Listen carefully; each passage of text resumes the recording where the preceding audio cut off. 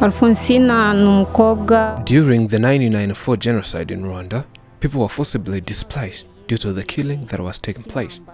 They fled to different countries seeking refuge. So here comes a story of a 3-year-old by then who lost her parents and her family.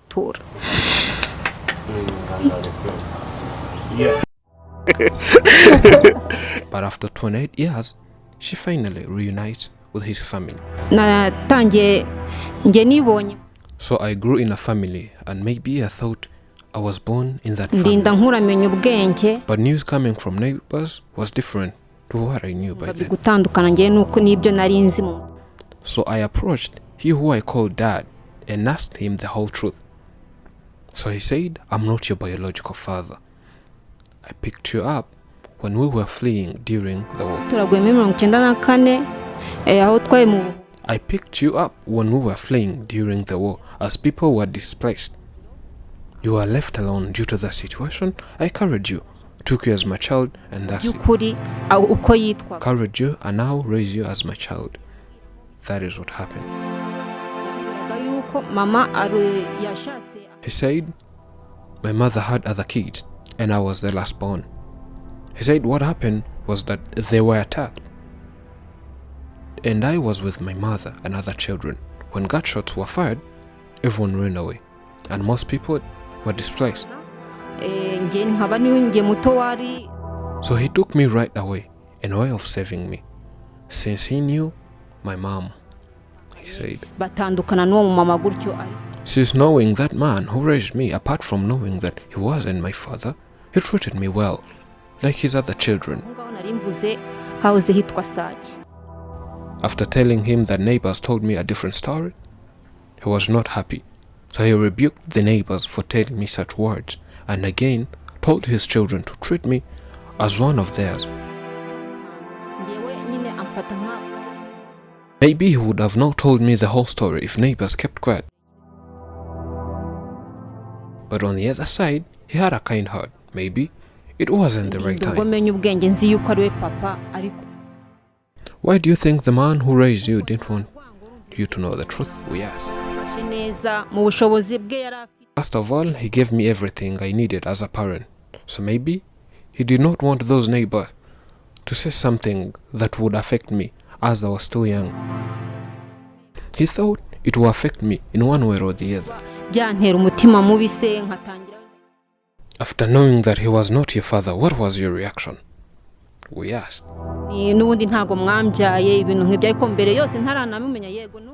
So as days passed, he went on telling me the whole situation, how he picked me up and how they all messed up everything, and from there he gave me every information he had regarding my family. The only issue here was that he never knew anything about my father, not even names. He told me names of my mother, where she lived after getting married, and gave me a picture of himself. I went to the boarding school and took the initiative of finding my own family, so I could ask everyone, including headmasters, whether they can help finding my family. However, when giving my full and personal information, everyone could ask my father's name.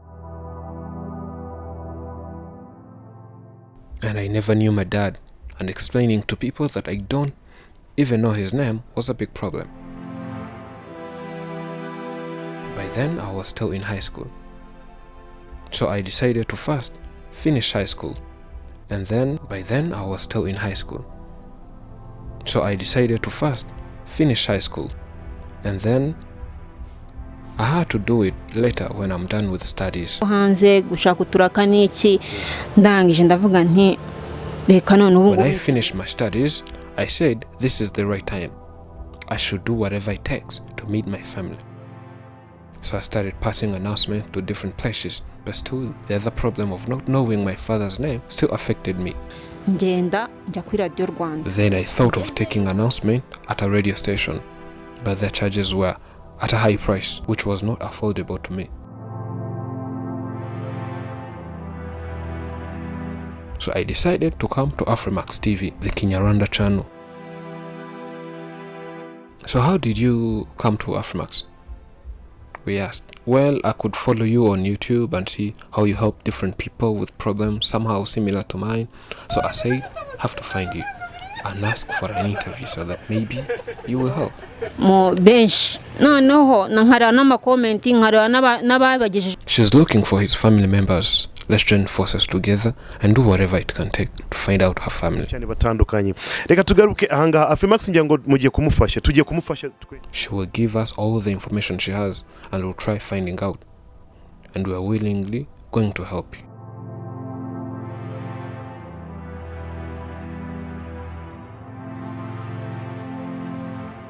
The way things are right now isn't the way they'll be forever. If you feel stuck, believe it's possible to feel differently. Believe in possibility itself.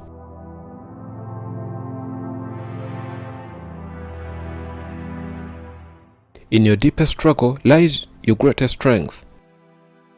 Your wounds can become your wisdom. You can turn pain into medicine. You can feel the light sneak through the cracks in your armor. Stay a while longer and hope the future listens to hope. The surest way to make your dreams come true is to live them.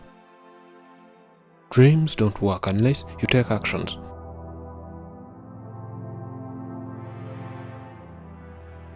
One of the toughest things in this world is finding someone you don't know, but yet finding them is a must.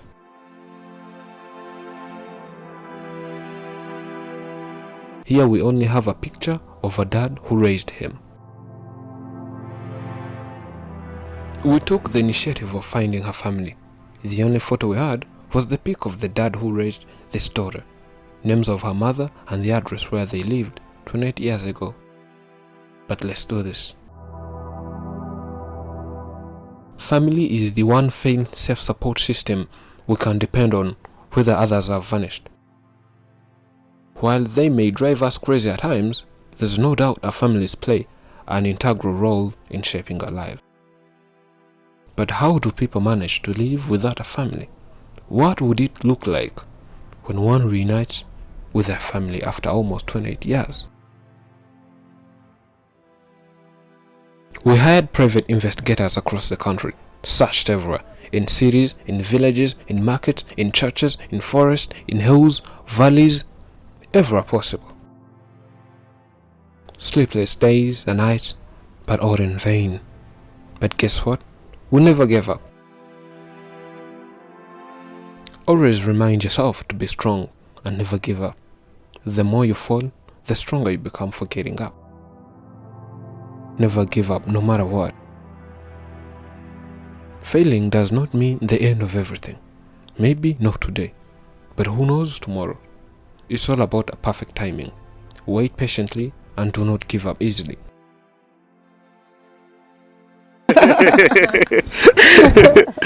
Yeah,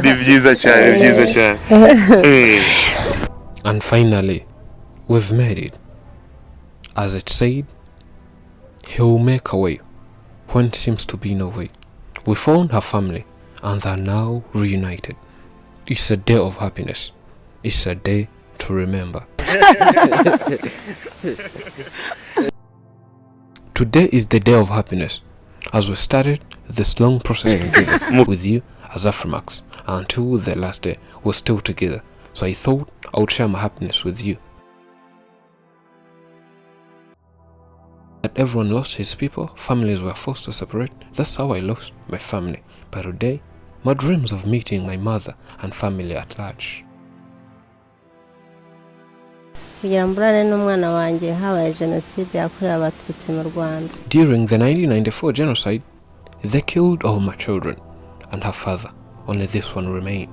So I fled to DRC. And UNHCR gave us refuge. And we stayed in New Villa camp. And on 23rd October 1996, there were a lot of shooting that destroyed a lot of refugee camps. So in that chaos, that's why I lost my child. From then, I did not have any information on her, so I thought maybe she died, says the mother.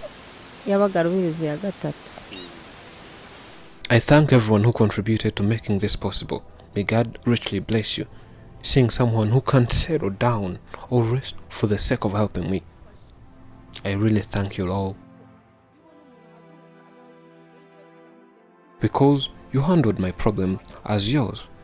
And today I finally made my family, says the girl. Trust in yourself, but most especially, trust in the Lord. As long as God is with you, you can do all things. Do not lose hope. Do not give up. Thank you for watching. Remember to subscribe and turn on the notification icon for more. I'm Elijah, and this is AFMAX English.